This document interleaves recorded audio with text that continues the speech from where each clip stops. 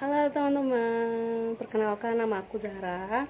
Aku sekarang mahasiswa master di ekonomi Universitas Kebangsaan Malaysia.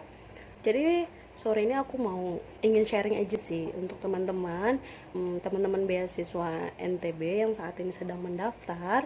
Jadi tahun saya juga pun itu untuk beasiswa NTB ketika interviewnya itu ditunda karena memang dalam penyeleksian berkas itu tidak semudah kita milih A, B, C. Harus ada pertimbangan dari tim yang butuh waktu untuk seleksi mana yang terbaik.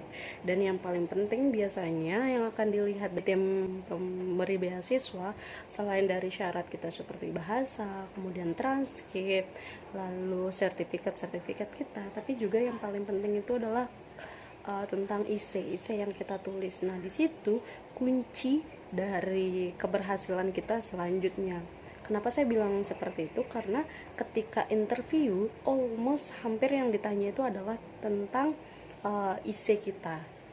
Jadi awalnya saya akan sedikit beri gambaran ketika waktu saya itu masih offline ya, tapi baru-baru ini saya dengar kalau kita untuk tahun ini karena kita sedang di fit crisis, jadi kemungkinan interviewnya itu akan dilakukan secara online. Teman-teman yang paling dasar minimal harus bisa. Yang pertama yaitu dari penampilan teman-teman. Itu penting sekali. Kenapa saya bilang kayak gitu? Karena orang itu ketika mau mewawancarai kita, menginterview kita, itu yang dilihat pertama kali itu pasti tampilan. Oh, ini orangnya ternyata rapi. Oh, ini orangnya ternyata anggunan, keelokan. Itu bisa terlihat dari bagaimana kita berpenampilan. Kalau saya pribadi sih ya, tapi itu kemungkinan berlaku persentasenya itu ketika teman-teman berhadapan langsung kepada interviewnya. Dari gestur tubuh kita itu akan terlihat bagaimana teman-teman menjawabnya, meyakinkannya, menatap matanya. Nah, coba untuk interview ketika media online, jadi teman-teman nanti fokusin bagaimana ke kamera, seperti teman-teman berbicara pada kamera tapi tetap dengan melirik layar ya teman-teman. Jadi itu bisa menstimulus atau menaturalkan teman-teman untuk berbicara. Dan kemudian coba untuk ketika teman-teman buat video atau recordnya, nanti usahakan tetap pakai phone atau headset seperti ini supaya jelas kedengarannya. Dan usahakan gak postur tubuh teman-teman itu terlihat setengahnya. Jadi dari tim penyeleksi pun itu melihat, oh ini anak ternyata seperti ini.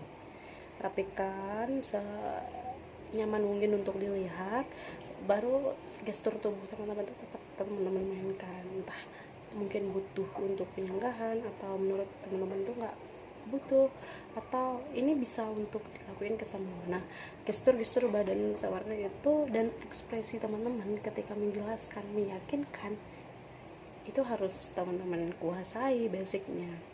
Oke, itu dari basic ketika teman-teman nanti interview. Apa yang menjadi main utamanya itu adalah dalam interview pasti teman-teman akan diminta untuk perkenalan. Pertama kali teman-teman perkenalan, please dorong jangan perkenalannya itu seperti teman-teman bilang, perkenalkan nama saya Zara, saya dari Mataram, hobi saya adalah makan mie, saya senang olahraga setiap pagi, dan saya anak dari bapak ini dan ibu ini.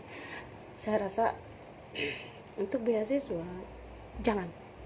Karena kenapa? Dalam interview itu waktunya singkat, dan teman-teman bagaimana mengemas perkenalan ini agar interviewnya tuh klik sama teman-teman. Jadi caranya adalah, saya dapat pengalamannya, kebetulan saya di Pare itu ikut IC scholarship gitu kan namanya ya, kita scholarship hunter gitu. Jadi saya ikut di sana, dan salah satu tutor saya yang kebetulan juga sudah keterima di PDP nyaranin ketika perkenalan itu yang pertama di-mention adalah nama kamu tentu siapa, kemudian asal, baru background pendidikan S1-nya teman-teman.